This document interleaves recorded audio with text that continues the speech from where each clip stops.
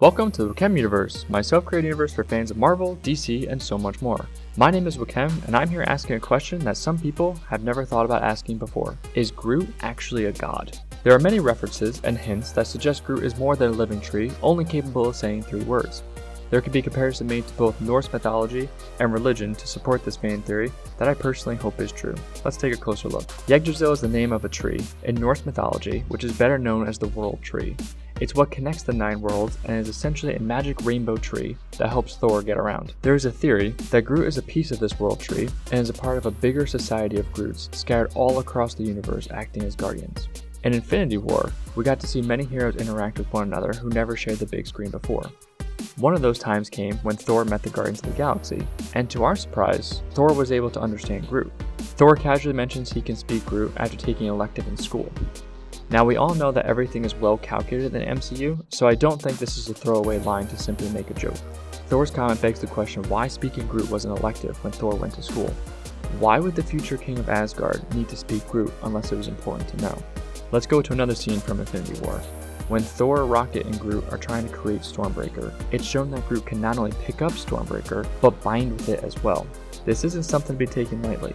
Only those worthy can wield Thor's mighty hammer, which makes us question if there's more to Groot than meets the eye. In the original Thor movie, it's explained that Thor is able to travel through the branches of Yggdrasil when he uses the Bifrost. And then fast forward to Infinity War, Thor's new hammer, the Stormbreaker, which again is made up of Groot's arm, is capable of summoning the Bifrost. Is this a coincidence? Maybe not. The one final piece of evidence that Groot may be a part of the World Tree was provided by a superfan online, who pointed out that when Groot sacrificed himself in the first Guardians of the Galaxy movie, it sure looked a lot like a wood engraving from 1515, made by Hans Baldung, which is one of the earliest depictions of Yggdrasil. It sure seems like a lot of these coincidences involving the Yggdrasil are starting to stack up, doesn't it?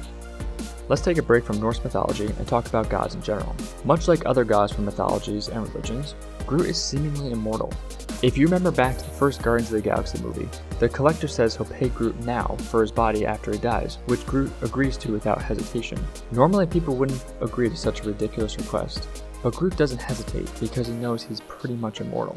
Later in the movie, Groot sacrifices himself to save his teammates, and despite being shattered into a million pieces, he manages to recover. Yes, this could very well mean he's hard to kill, but if we look at the comics, his lifespan may be much longer than we think. For example, in a comic set 5,000 years in the future, Groot is still ever present hanging out with Franklin Richards. So even if he isn't immortal, his lifespan is still ridiculously long. So when Groot is so casual about accepting the Collector's deal for his dead body, it's because he's immortal, or at the very least, he has one of the longest lifespans of any life form in the MCU. Some might say that would put him on the same level as a god. For this next part of seeing if Groot is in fact a god, we turn to the Bible. If we look at Groot from yet another lens, it's very possible Groot is a representation of a Judeo-Christian god, or at least a Christ-like figure. I first found this theory on Reddit, and I think they're onto something here. First of all, the only 3 words Groot can say, which fans can't seem to get enough of, are "I am Groot." Even though he can only say those 3 words, it is made clear by Rocket there's far more beyond the same 3 words, and that Groot is actually quite intelligent. While his catchphrase allows for some humor at times, a Reddit user points out a similar line in the Bible, when God says to Moses, "I am that I am." There isn't much to support this idea, but it is interesting how the phrases are similar and that both God and Groot are reassuring their existences in the world.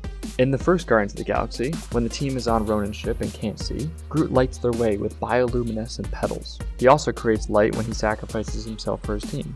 Well, this is again similar to a quote from the Bible. And God said, "Let there be light," and there was light.